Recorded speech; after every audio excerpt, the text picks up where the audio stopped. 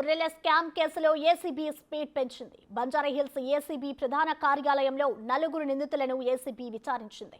మొదటి రోజు 6 గంటల పాటు నలుగురు నిందితులను విచారణ జరిపి నిందితుల నుండి కీలక విషయాలను రాబట్టింది ఏసీబీ. అనంతరం నలుగురు నిందితులను తిరిగి చెంచల్గూడ జైలుకు తరలించింది. ఇదే విషయంపై మా ప్రతినిధి సురేష్ మరింత సమాచారం అందిస్తారు. గొర్రెల స్కామ్కి సంబంధించి నలుగురు నిందితులను కూడా ఈరోజు ఉదయం 10 గంటలకు కస్టడీకి తీసుకొని 11 గంటల ప్రాంతంలో ఏసీబీ ప్రధాన కార్యాలయానికి తీసుకురావడం జరిగింది. దాదాపు 6 గంటల పాటు ఈరోజంతా కూడా విచారించారు. ప్రస్తుతం మనం ప్రధాన కార్యాలయం ఏసీబీ వద్దనే ఉన్నాము. ఇక్కడే కొద్దిసేపటి క్రితమే మళ్ళీ తిరిగి నిందితులను చెంచల్గూడ జైలుకి తీసుకెళ్లడం జరిగింది. ఈరోజు చాలా కీలకమైన సమాచారాన్ని నిందితుల నుంచి రాబట్టడం జరిగింది. స్కామ్కు సంబంధించి 2,10,00,000 మాత్రం వివిధ బినామీ అకౌంట్లకి మళ్లించినట్టు ఆ అకౌంట్లను గుర్తించడం జరిగింది. ఆ అకౌంట్లకు వారికి ఇప్పుడు పట్టుబడ్డ అధికారులకి సంబంధించి దర్యాప్తు కొనసాగుతుంది. దీనికి సంబంధించి వాళ్ళని వివరాలు అడిగి తెలుసుకోవడం జరిగింది. పశుసంవర్ధక శాఖలో ఆవుల స్కామ్ కూడా బయటికి రావడంతో దానిపైన కూడా ఏసీబీ అధికారులు ఫోకస్ పెట్టడం జరిగింది. ఇప్పుడు పశుసంవర్ధక శాఖకు సంబంధించిన ఓఎస్డీ కళ్యాణ్తో పాటు అప్పటి మాజీ మంత్రికి సంబంధించి ఇన్వాల్వ్మెంట్ ఎక్కడెక్కడ ఉందనేది కూడా నిందితులను అడిగి తెలుసుకోవడం జరిగింది. అసలు మొత్తం ఈ స్కాము ఎన్ని సంవత్సరాల నుంచి చేస్తున్నారు, ఇప్పుడు బయటకు వచ్చింది ఒకటే కేసు కాబట్టి మిగతాదంతా కూడా స్కీమ్లో దారి మళ్లిన నిధులన్నీ కూడా ఎక్కడెక్కడ మళ్ళాయి, రాష్ట్ర వ్యాప్తంగా స్కీమ్ అమలైంది కాబట్టి జిల్లాల వారీగా కూడా ఎవరెవరు ఇన్వాల్వ్మెంట్ అయ్యారు ఈ స్కామ్లో అనేది దానికి కూడా ఏసీబీ అధికారులు విషయాలు రాబట్టడం జరిగింది. అయితే పశుసంవర్ధక శాఖలో థర్డ్ పార్టీకి ఈ స్కీమ్ను అందించడం వల్లనే, ఇన్వాల్వ్మెంట్ చేయడం వల్ల ఎక్కువగా స్కామ్ జరిగినట్టు ఏసీబీ అధికారులు గుర్తించడం జరిగింది. ఎందుకంటే కాంట్రాక్టరు, అదేవిధంగా థర్డ్ పార్టీ, ఇటు ప్రభుత్వ ఉద్యోగులు ముగ్గురు కుమ్మక్క అయిపోయి ఈ స్కామ్కి పాల్పడ్డారు.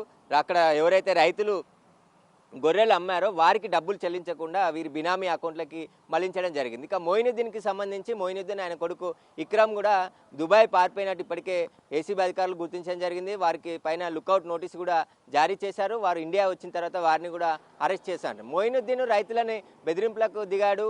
ఖచ్చితంగా కేసు పెడితే ఏమవుతుంది, కేసులతో జరిగేది ఏం లేదు, మాకు ఒరిగేది లేదు అని చెప్పేసి రైతులను బూతులు తిడుతూ బెదిరింపులకు పాల్పడ్డారు. దుబాయ్ నుంచే కాల్స్ చేసి మాట్లాడుతున్నట్టు ఏసీబీ అధికారులు గుర్తించడం జరిగింది. దీనిపైన కూడా దర్యాప్తు చేస్తున్నారు. మరోవైపు పశుసంవర్ధక శాఖ మంత్రిగా పనిచేసిన మాజీ మంత్రి తలసాని శ్రీనివాస్ యాదవ్ పేరు చెప్పి అతనికి సంబంధించిన వాళ్ళకే ఈ కాంట్రాక్టర్లకి ఈ స్కీమ్కి సంబంధించిన కాంట్రాక్టులు ఇచ్చారని చెప్పేసి చెప్తున్నారు. మొదట కమిషన్ బేస్తో అదంతా కూడా మోసం జరిగింది, కానీ ఏకంగా రైతులకు చెల్లించాల్సిన డబ్బులు కూడా పక్కదారి పట్టించేశారు మొత్తం అని చెప్పేసి ఫిర్యాదు చేయడంతో ఇటువైపు రైతులంతా కూడా వీళ్ళ స్కామ్కి బలైపోయారు.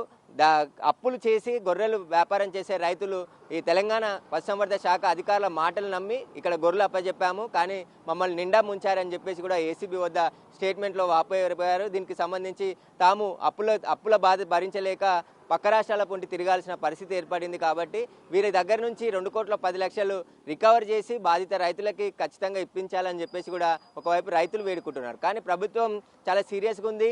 ఈ కేసుకు సంబంధించి పూర్తి దర్యాప్తు చేసి ఒక రిపోర్ట్ కూడా అందించాలని చెప్పేసి ఇప్పటికే ఏసీబీ అధికారులను ఆదేశించడం జరిగింది. కాబట్టి గచ్చిబౌలిలో నమోదైన కేసుని ఏసీబీకి ట్రాన్స్ఫర్ చేసి ఇక్కడ ఏసీబీ కొత్తగా కేసు నమోదు చేసి దర్యాప్తు చేస్తుంది. దర్యాప్తులో అనేక కీలక విషయాలు కూడా బయటపడుతున్నాయి. ఒక్కొక్కరిగా లింకులన్నీ కూడా కదులుతున్నాయి. ముఖ్యంగా పశుసంవర్ధక శాఖకు సంబంధించిన గత ప్రభుత్వంలో జరిగిన స్కీములన్నీ కూడా స్కాములుగా మారిపోయాయి అనేది కూడా ఒక్కొక్కటి బయటకు వస్తున్నాయి.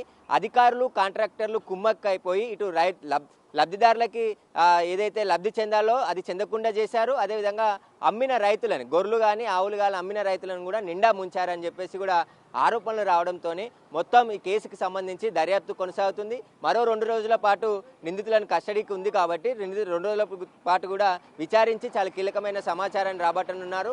వీడియో రికార్డు కూడా చేస్తున్నారు స్టేట్మెంట్కి సంబంధించి. ఎందుకంటే ప్రభుత్వ ఉద్యోగులుగా ఉన్నారు, వీళ్ళు ఇచ్చే స్టేట్మెంట్ అంతా కూడా చాలా కీలకమైనది కాబట్టి పూర్తిగా అసలు పశుసంవర్ధక శాఖలో జరిగిన అవినీతికి సంబంధించిన విషయాలపైన కూడా ఫోకస్ పెట్టారు. కాబట్టి ఈ గొర్రెల స్కామ్కి సంబంధించి ఇన్వాల్వ్మెంట్ ఎవరెవరు ఉందనే పాత్ర పైన ఏసీబీ లోతుగా దర్యాప్తు చేస్తుంది. ఎవరు ఉన్నా కూడా వదిలిపెట్టే ప్రసక్తి ఉండదు. ప్రతి ఒక్కరిని కూడా అరెస్ట్ చేసి చెంచల్గూడ జైలుకి రిమాండ్కి తరలిస్తామని చెప్పేసి పోలీసులు చెప్తున్నారు.